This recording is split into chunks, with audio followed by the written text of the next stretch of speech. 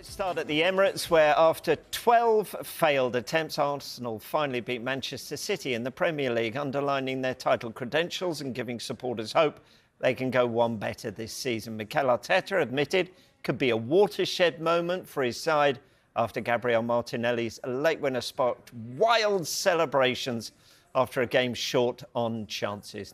Well, I don't know if it was a barrier. Obviously, it's something that we needed to go through. You know, to beat them, first of all, you have to lose against them. We have to lose probably the way we lost at the Etihad, because we lost in two different ways last season here when we were the better team, especially in the first half, and then we conceded the goal when on the back pass of Tomiyasu and De Bruyne scoring.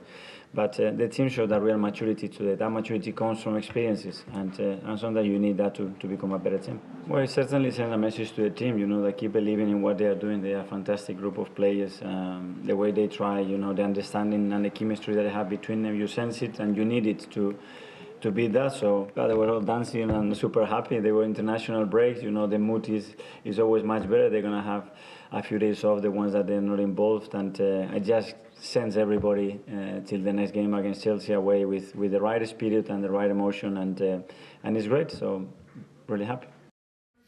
So he's happy. Arsenal fans are happy. Sue, how big a moment could that Martinelli-Ake deflection turn out to be? It could be. It was a huge win, obviously psychologically, a big boost. And you just thought it was always going to be a game that was won by fine margins. And Martinelli came on and he was brilliant. And obviously it was the deflection off Ake that took it past the goalkeeper. But both defences were really strong and it looked like it was probably going to end up a draw. And you could just see what it meant to the players, the staff, the fans. That boost certainly could help them for the rest of the season. Because you look at last season where they were ahead and Manchester City chased them down and ended up winning the title. They're experiences that I'm sure Arsenal will have learnt from. And yeah, I think it's a huge win for Arteta personally, but also for the team. Yeah, you have to go back to December 2015. Arsene Wenger was in charge. Pellegrini was in the opposite dugout for this kind of result to happen.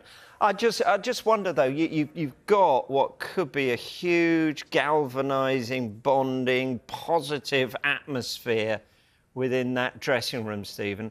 And now they're flung to all four quarters of the world to play international football. Does that disrupt it? Can they keep that emotion and that positivity amongst that group when they all return? Well, I think that's the big thing. But when Mikel Arteta spoke after the game there, you could see how happy he was, how happy he is to release the players and let them go to their international duty.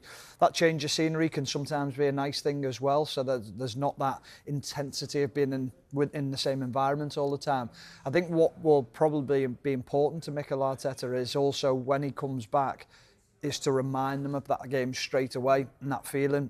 It was interesting. I spoke to him after the game when I was working at the game, and he said last season's game, losing at Manchester City, was a big moment for them to understand what it takes to be better and to get better. And he said we almost had to bottle that up and use it. So there's so many little things where you cherry pick things and say, well, we need to remember that, we need to think of that, we need to use that. And he just seems to, I mean, obviously the result yesterday was a great result for them. It's very early on in the season, but the confidence that will give them going forward is massive. It is, yes. I am very well aware that we're in the 9th of October. But the stats, the maths, even for me, I was in maths at 6, are kind of simple. If Arsenal had beaten City in either game last season, they would have won the title. Do you expect the margins to be so fine again this season, and therefore the significance of that 1-0 win is huge then? Yeah, and I think, like as Stephen said there, that they will have reflected on last season and looked at different games and looked at different parts of games as well where maybe they could have done better. And you use all of those experiences for this season. And of course, I think it's going to be tight. Manchester City, I think we all know, yes, they've been on a run where probably not been at their very best, but we know that they're the team to catch, but there is other teams that are going to be in and around them this season. So picking up points, obviously winning last week when Manchester City didn't win was big for Arsenal. But to then back it up against, you know, one of your rivals that you know you're going to be challenging come the end of the season, I think is huge. And, you know, I think you looked at how they had to really dig in. I think that was a big thing for me, that, you know, they restricted Manchester City to, was it 4 shots, I think it was. Yeah. You know, the defence were absolutely brilliant, and they've had to show different sides to the game already this season, and that's a real plus point, I think, for Arteta. Yeah, are they the closest challengers to City, or are City Arsenal's closest challengers? Which one is it? I think there'll be 4 teams in it. I think you'll have, obviously, Manchester City and Arsenal will be the 2 who are fighting it out again. I think Liverpool will come into that, and I think Spurs will be in it for a while. Whether they can sustain it, we're not so sure. We don't know where exactly they are at the moment. But teams have improved, not just Arsenal.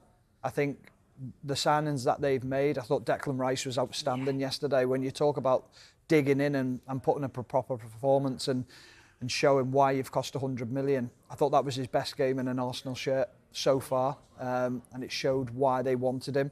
I think when you look at Liverpool, they've improved. I think you look at Tottenham as well, they've vastly improved. So I don't think we can just say it's going to be Manchester City and Arsenal. I think there's teams that are capable of taking points off all 4 of those teams. I think we have to remember as well, there was no Saka. You know, how much have we praised him for however many seasons, and you know, he's one of their key players, and yet he wasn't there. I think Martinelli being back fit is huge for them, because I think when they've got their, I suppose, first choice front 3 or 4 with Odegaard in there, they're so difficult to stop. So I think you can praise them from that perspective, but I think also defensively, making sure that they keep the defenders fit. Saliba being injured last season, I think was just had a massive impact, wasn't it? And he was brilliant again. And I think that partnership with him and Gabriel are so key for Arsenal.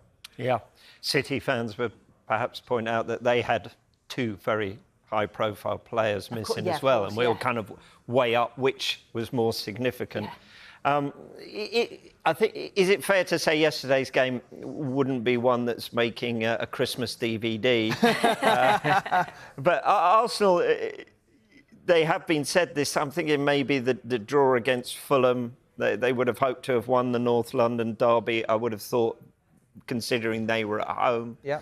So they have sort of, even the Forest game on the opening day of the season was, Arsenal haven't been quite firing at their best, yet they're still joint top of the table. So when Arteta sits down in this international break and assesses the start they've had, what will he think? I'm sure he'd be delighted, but I'm sure he'll be looking at it as well, thinking there's more to come from my team. I think there's more to come from Declan Rice, as good as he was yesterday. I think he's still adapting to the way that Arsenal play. I think Kai Havertz is an interesting one. We haven't seen the best of him. People will say, well, we didn't see the best of him at Chelsea, but I still feel like there'll be more to come from him as well. I think the key thing for Arsenal, though, is that everyone talks about them having a central striker. I think it's key that they keep the 2 wide players fit. Yeah. You see the difference Martinelli makes yesterday.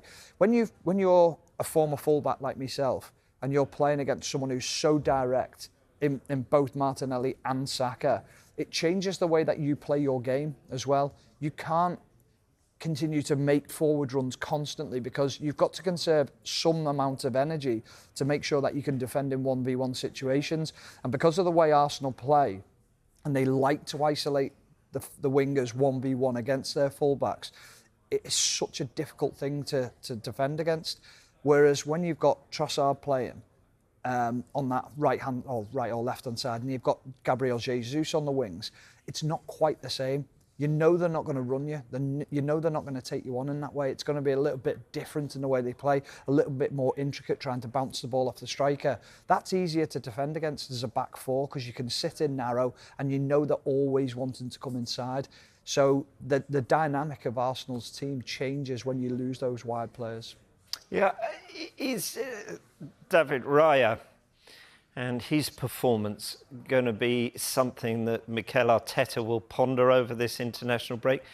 from the outside looking in, it seems like he's given himself a headache that he didn't need to give himself here. And I think we said that, didn't we, when David Raya came in? We sort of said this is a situation that Mikel Arteta is going to have to deal with, because you've got two number ones there. You've got two very good goalkeepers that are going to be obviously fighting to get that number one shirt. And it's OK saying you're going to balance it out with games, because there's lots of games. But when those big games come, like against Manchester City, you want to be starting and playing. And he did look nervy in those opening moments. Obviously nearly got chased down by Alvarez, wasn't it? And I think I listened to Mikel Arteta after the game, and he said, that's on me. I told him to do that. But yeah, it's an awkward one. It's a difficult situation, I think, because you've got Ramsdale there going, well, I want to be playing. So yes, it's competition for places. That was the one that I was talking about. So there is those competition for places, and you obviously want to get the best out of both your goalkeepers, but it's a situation that probably didn't need to occur. Because he wasn't having the best of the first half, was he? I mean, we're just seeing some of them here. And Mikel Arteta has spoken about actually tactically, or if a player's not playing well, I want to be able to change all my positions, and that's why I've got these two keepers. And looking at it from that first half display, you would have thought, well, if ever a keeper's not having a good game and you want to swap one in for the other, this is the moment. Yet he didn't do it.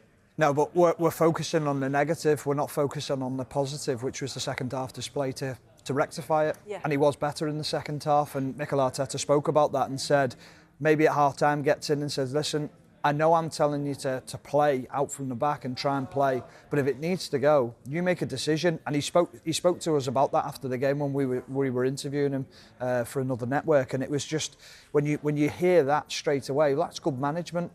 And it's trying to get your message on as quick as you can. I still think he will be his number one because of the decisions that have been made in recent weeks.